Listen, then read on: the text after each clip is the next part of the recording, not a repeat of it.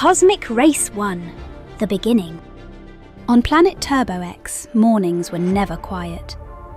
Every day, engines roared like lions, and the sky glowed with neon trails as racetracks twisted between metal mountains and lakes of shining oil. There lived the most amazing cars in the universe, and among them, 3 stood out from the rest.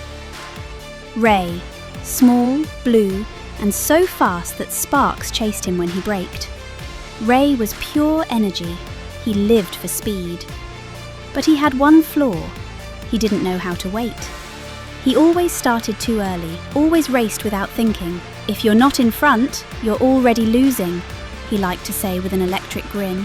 Fury, a red, muscular pickup, wild and fearless. Her fire didn't just come from her engine, it burned in her heart. Sometimes her temper made her lose control, but no one was braver when the track was on fire. No risk, no glory, she roared. Aero, a sleek silver car with retractable wings.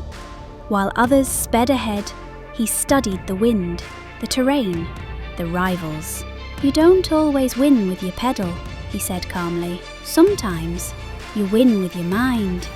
They were inseparable friends. They raced for fun, not for trophies, but everything changed that night. The sky above Turbo X blazed with fiery letters. The Great Cosmic Race across the planets. A race between planets! Shouted Ray, spinning with excitement. Now this is a real challenge, said Aero, reading the floating coordinates. And if we win? Asked Fury. No, said Ray. What if we enjoy it? But among the racers answering the call, one wasn't smiling. From a cloud of black smoke emerged a car as dark as the void. His body reflected no light, and his red headlights glowed like burning coals. Call me Shadow, he said, and remember the name when I pass you. Ray's headlights flickered nervously. Fury's engine growled. Aero whispered, that car doesn't race for fun. He races for something darker. The starting blast echoed, and the universe ignited. The racers shot through the first portal, bursting into an asteroid ring. Gravity shifted. Meteorites flew. Tunnels of energy shimmered. Ray dashed forward like a streak of blue lightning. Fury launched fireballs to clear her path through the debris. Aero soared above, gliding between drifting rocks. But Shadow didn't play fair. He released a trail of dark oil, jamming their sensors. Let's see you race blind, he laughed. Ray spun out of control, nearly hitting an asteroid. I can't see anything! Follow my heat! Shouted Fury, firing a flame ahead. The firelight pierced the smoke, showing the way. From above, Aero gave the signal. Portal on the right, now! On the other side, the finish line shimmered, a ribbon of light suspended over the void. Moments later, Shadow appeared, roaring in frustration. On the podium, the lights of distant planets reflected on their hoods. Ray trembled with excitement. Fury with joy. Aero. Winning together, that's worth more than any trophy, he said. Far away, Shadow watched from a metal mountain, his red lights glowing faintly. Enjoy your victory, champions. The next track will be mine. And with a he vanished into the darkness of space. That night, Ray couldn't sleep. He stared at the stars, thinking of Shadow's words. Something deep inside told him this race was only the beginning. Turbo X would again, and the engines of destiny had just started. Luma and the mistake that turned into magic. In a hidden valley, where the nights were so quiet even the stars seemed to yawn before falling asleep, lived Luma, a young unicorn with a very special horn. It didn't always shine the same way. Some nights it glowed brightly, and other nights it barely lit up, as if doubting itself. That night, Luma was nervous. She had decided it was time to paint the most beautiful dream ever. Not just any dream, the most beautiful one. She had spent the whole day thinking about every detail, the exact colours, perfect shapes, a flawless sky. Nothing could go wrong. When she raised her horn, magic began to flow. A castle appeared among the stars, though one tower leaned slightly. A chocolate river started running too fast across the sky. A dragon emerged from the clouds, looking so surprised it seemed to have no idea how it got there. Luma froze. This was not what she had imagined. She tried to fix it, then erase it, then start over. But the more she tried, the more chaotic it became. The glow of her horn dimmed a little. A heavy, cold thought settled in her mind. If she couldn't do it perfectly, maybe it was better not to try at all. And for the first time in a long while, the sky stayed empty of dreams. Then the stains appeared, one after another, dark and uneven. Luma looked up and saw a fox walking calmly, leaving ink footprints everywhere, as if the ground itself were a page she couldn't help but smudge. The fox seemed delighted with the mess he was making. Without a trace of shame, he explained that this was very usual in his life. His name was Brisna, and making mistakes was almost his specialty. Luma frowned. Errors were no joke. Brisna, on the other hand, seemed to think differently. Every crooked step, every unexpected blot brought him a smile, as if chaos were something worth celebrating. He twirled around once, leaving a huge black smudge on the ground, proud, like signing a masterpiece. It was terrible, and yet it worked. Luma couldn't help but let out a small, timid laugh. Brisna sat beside her, convinced the real problem wasn't making mistakes, but trying to be perfect. Because when you obsess over not failing, you forget to enjoy, to try, to play. And if it went wrong, Brisna thought, at least it would be interesting.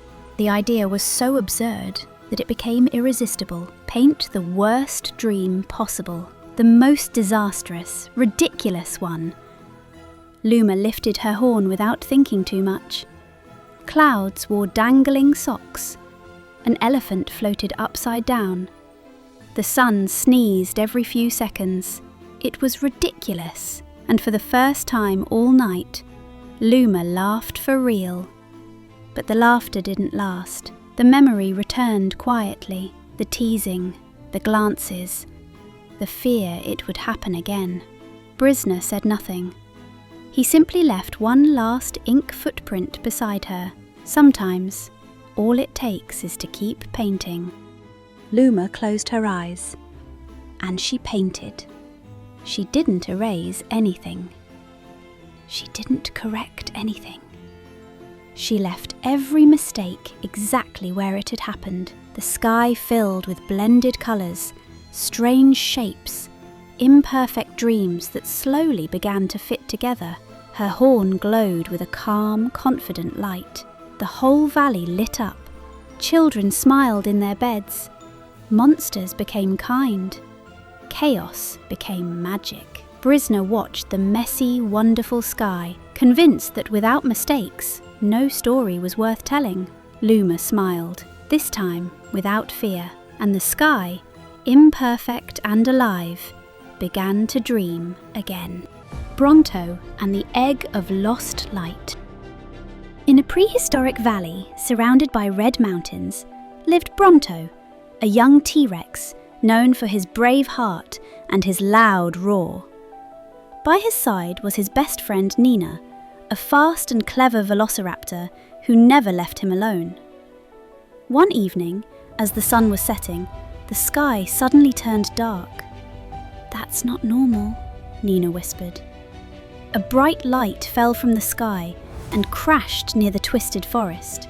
They ran as fast as they could and found something incredible, a shining egg, warm and trembling. "This is no ordinary egg," Bronto said.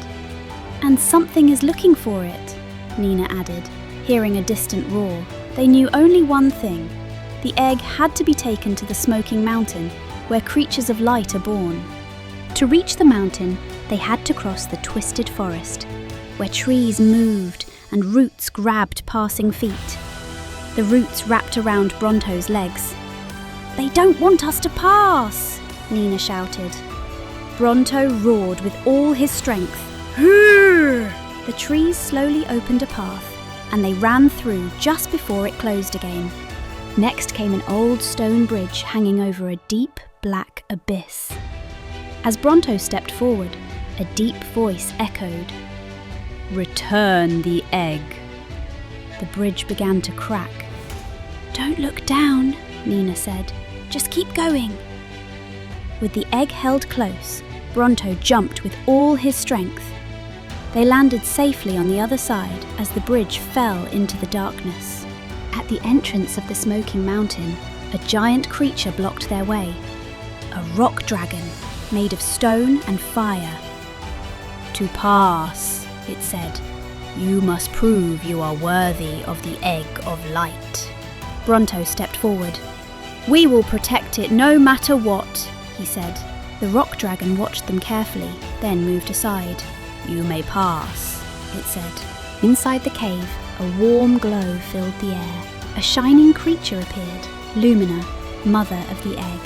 "My child," she said softly. The egg cracked and opened.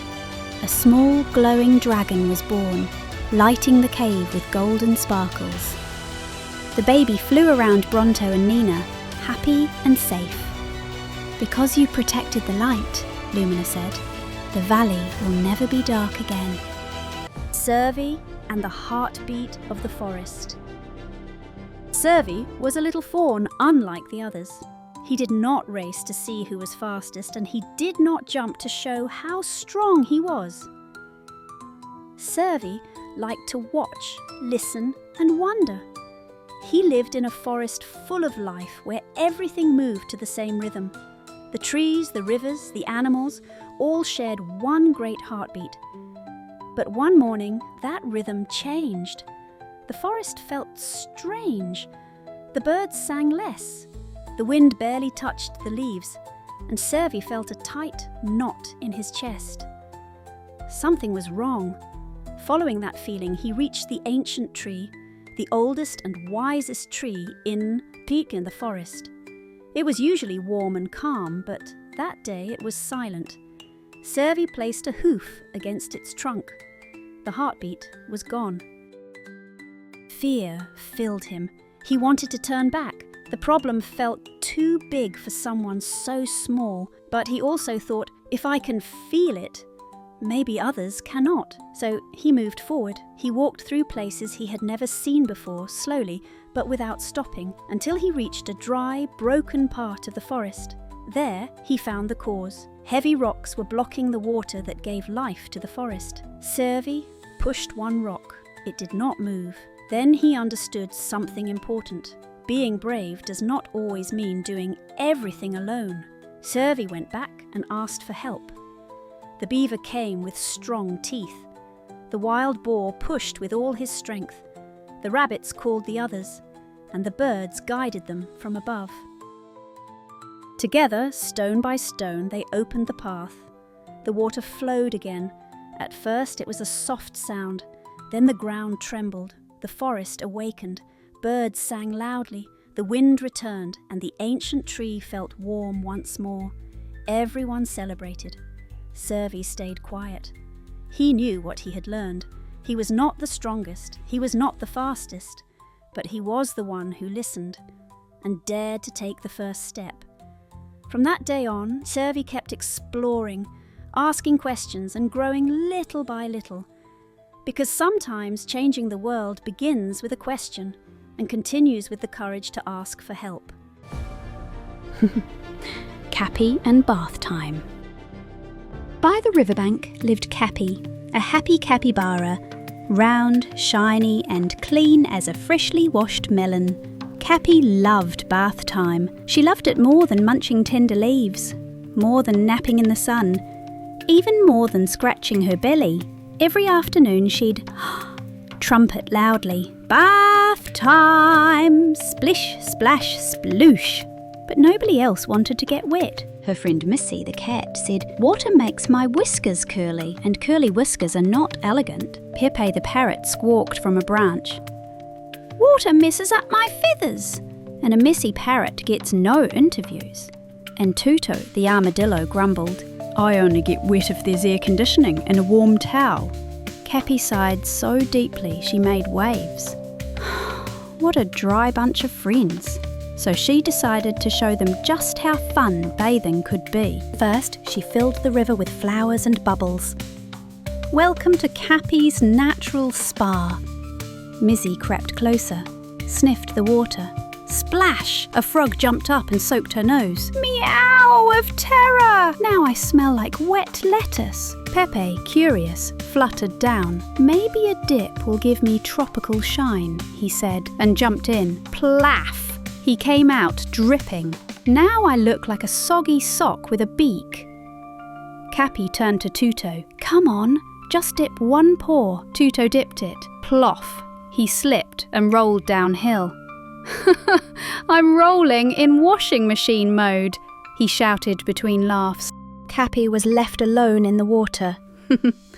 Well, more fun for me. But then the sky growled. A giant storm began. Missy, Pepe and Tuto ran for cover, but it was too late. My whiskers! My feathers! My shiny scales! All drenched, all slippery. Capi looked at them wisely from her puddle throne. "See? The bath always finds those who deserve it." Missy laughed.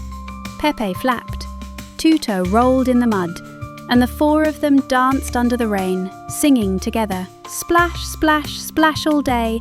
If you're wet, hooray! It's the Capi way." From that day on, whenever it rains in the jungle, no one hides. Everyone shouts, "Bath time!" And Capi smiles proudly as a frog blows her a watery kiss. The jellyfish who couldn't float. In the bluest of seas lived many jellyfish. There were big ones and small ones, round ones and long ones, shiny, transparent, almost invisible. Jellyfish that floated with an elegance that looked like a dance. All of them except one. That jellyfish was named Neela, and Neela had a very strange problem for a jellyfish. She couldn't float. Every time she tried to rise, she went plop and sank. "It's okay," whispered the current. "Try again." "I am trying," said Neela, puffing up her jelly-like body, "but I always end up down below." While the others floated like ocean clouds, Neela drifted down and down and down until Tap, the seafloor. At first, she thought it was just practice, so she practiced. A lot. She stretched, she curled up, she stayed very straight, then very soft, then soft but determined. "Nothing. Maybe you float wrong," said an older jellyfish. "Maybe you don't concentrate enough," said another. "Or maybe you're different," whispered a third, unsure if that was good or bad. Neela smiled a little, but inside she felt heavy, very heavy, even though jellyfish barely weigh anything at all. Whenever she saw the others dancing in the water, she felt a strange flutter in her belly, a mix of longing, frustration, and one enormous question: why me? One day, tired of trying, Neela stopped fighting. Plop, plop, plop, all the way down. She sat on a soft rock and sighed.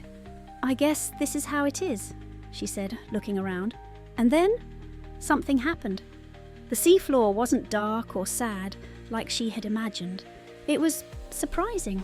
There were glowing seaweeds like tiny lights, shells that sang when the current passed, little fish playing hide and seek between the rocks. A crab scuttled past sideways and said, "Watch the claw," and hurried on, very serious. Neela giggled. "Hello," said a starfish, stretching. "Are you new down here?" "I think so," said Neela. "I can't float." The starfish looked at her. "Ah," she said, "then you're perfect for this place." "Perfect?" asked Neela. "But I can't do what all the others do." "Down here you don't need to float. You need to look." Neela looked, and this time she really looked. She saw corals in impossible colours. She saw anemones that looked like flowers breathing slowly. She saw an octopus trying to hide, even though 2 tentacles were sticking out. "Hey, don't look!" protested the octopus, blushing. Neela laughed so hard she no, she didn't float, but she felt light inside.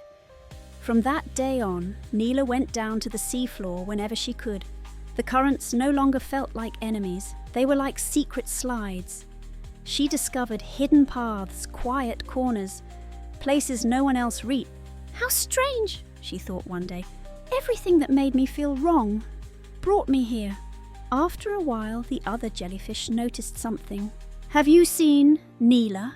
She hardly tries to float anymore." Some of them decided to go looking for her, and when they saw the sea floor, they were speechless. "It's beautiful. How did we never see this?" Neela looked at them, a little shy. "I didn't see it either," she said. "I was too busy trying to be like you." The jellyfish fell silent, and for the first time, none of them floated. They stayed there, sharing stories, laughing, watching tiny lights that can only be seen from below. That night, when Neela let the current carry her, something curious happened. She didn't float, but she didn't mind, because she no longer felt like something was missing. She had found her place.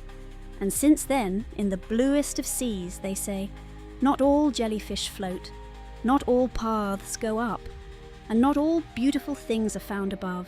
Some are right where you stop fighting and start looking. Griffo in the Sahara. In the North Pole it was so cold that even thoughts wore scarves. And that's where Griffo lived, a friendly, curious, and just a little bit scatterbrained penguin. Griffo dreamed of seeing the world. "I want to see sand, palm trees and warm beaches," he said as he slid across the ice. One day, at the frozen port, he saw a sign that read, "Grand organised trip, an adventure full of sand." Griffo clapped his flippers. "Sand! Finally! The beach! Woohoo!" He packed his suitcase with hats, scarves, and a few fish fillets, just in case the menu was weird. And without checking the destination, he boarded the wrong plane. When he got off the plane, the air was so hot it felt like soup. "Where's the ice?" he asked, sweating. "This feels like the inside of a microwave." Then appeared Kamal, a camel with sunglasses, a cheeky grin, and the air of someone who knows everything. "Welcome to the Sahara, buddy," chewing on a date. "Here, ice only exists in movies." Griffo looked around. No sea, no snow, no fish, just dunes, sun and more sun. He tried sliding down a dune and ended up buried up to his beak. He tried to make a snowman out of sand, and the wind blew it away. Kamal watched, amused. "Hey, snowflake, if you keep this up, they'll put you on display in a souvenir shop." Griffo sat under a palm tree, half melted. "I can't stand this heat anymore," he sighed. Kamal burst out laughing. "Don't worry, pal. We all start melting here. Then we just get used to it." But Griffo didn't give up. Suddenly, he had a brilliant idea. "If I can't escape the heat, I'll cool it down." Together, they built a little beach bar out of tarps, coconuts, and an old umbrella. The sign read, "Griffo's Ice Cream, cold guaranteed, or your shade back." Griffo made fruit popsicles with crushed ice from the oasis. Well, almost ice. Kamal took care of advertising, shouting in his deep, raspy voice, "Ice cream so cold even the cacti shiver!" Tourists, camels, and even scorpions lined up. In a few days, Griffo and Kamal became famous. They even made it to the Desert Bulletin. With so much success, they started their own travel agency, Pingui Tours, cool adventures with a touch of sand. Their motto was, "Sometimes the best trip is the one you didn't plan." And when someone asked Griffo if he'd go back to the North Pole, he'd smile and say, "Go back? No way. I'm the coolest penguin in the Sahara now." Kamal winked and added, And the most absent-minded too. But hey, nobody's perfect. The last guardian of slow time. In the city where Leo lived, everything happened far too fast. Doors closed quickly, footsteps struck the ground without pause, words rushed past each other, and no one seemed to listen until the end of a sentence. Even the sun appeared to be in a hurry to set, and the moon barely stayed long enough to say hello. Leo was 9 years old, and no matter how hard he tried, he could not fall asleep. Every night he lay in bed, closed his eyes and felt the world racing inside his head. Seconds slipped away, minutes escaped. That night, tired of tossing and turning, he sat up and looked at the floor. That was when something strange happened. His shadow did not stand up with him. At first he thought it was a trick of the light, but the shadow took a few seconds to rise, as if it needed time to decide. Then it took a step, slow, very slow, while Leo was already standing. His heart skipped. The shadow walked toward the wall and, without a sound, passed straight through it. Leo did not feel afraid. He felt something else, a deep calm, as if someone were telling him that there was no need to rush. He put on his shoes, quietly opened the door, and followed his shadow down the hallway, down the stairs, and out into the empty street. The city was asleep, yet even in its sleep it felt restless. The shadow led him to an old square, forgotten among modern buildings. At its centre, where a fountain once stood, rose a massive structure Leo had never seen before, a giant clock covered in dust and vines. When Leo touched the clock, the world changed. Noise vanished, the air grew thick and gentle. Everything moved slowly, as if time itself had decided to take a deep breath. "You have arrived," said a deep voice that came from nowhere and everywhere at once. "And you arrive late and on time." Before Leo stood a tall figure wrapped in a quiet light. It seemed neither young nor old. Its eyes reflected long dawns and unhurried nights. "Where am I?" Leo thought, for he did not need to speak. "At the heart of slow time? I am its guardian, or I was." The figure showed him the clock. Some of its pieces were cracked. The ticking was growing weaker. "The world has forgotten how to stop," the guardian continued, "and when no one stops, slow time disappears. If the clock halts, everything will move so fast that no one will remember who they are." Leo felt a knot in his chest. He thought of his city, of tired faces, of nights without dreams. "What can I do?" The guardian looked at him solemnly. "Be the guardian for one night." The clock began to tremble. The cracks widened. Leo felt the weight of something immense settle on his shoulders. The guardian explained that slow time could not be repaired with strength, magic, or commands. Only with attention, with presence, with the ability to stay in a moment without fleeing to the next. Leo sat before the clock. At first it was difficult. His thoughts wanted to run, his body was restless, but little by little he began to hear the tick, the space between one tick and the next, and the silence that held them together. He remembered small moments. An afternoon spent doing nothing, a laugh that lasted longer than expected, a look that needed no words. With each memory, a crack closed. Outside, the city began to change. A child turned back to watch an ant. A mother breathed before replying. An old man smiled for no reason. The clock regained its rhythm. When the first ray of sunlight appeared, the guardian spoke again. "You have done well. You do not need to stay." Leo stood up. He was tired, but it was a pleasant, deep tiredness. The figure began to fade. "What happens now?" Leo asked. "Now you know where slow time lives," the voice replied. "And as long as someone remembers it, it will never disappear completely." Leo blinked. He was in his bed. Sunlight streamed through the window. The city was waking up. But something was different. Leo closed his eyes and opened them slowly, and for the first time in a long while, he smiled before even getting up.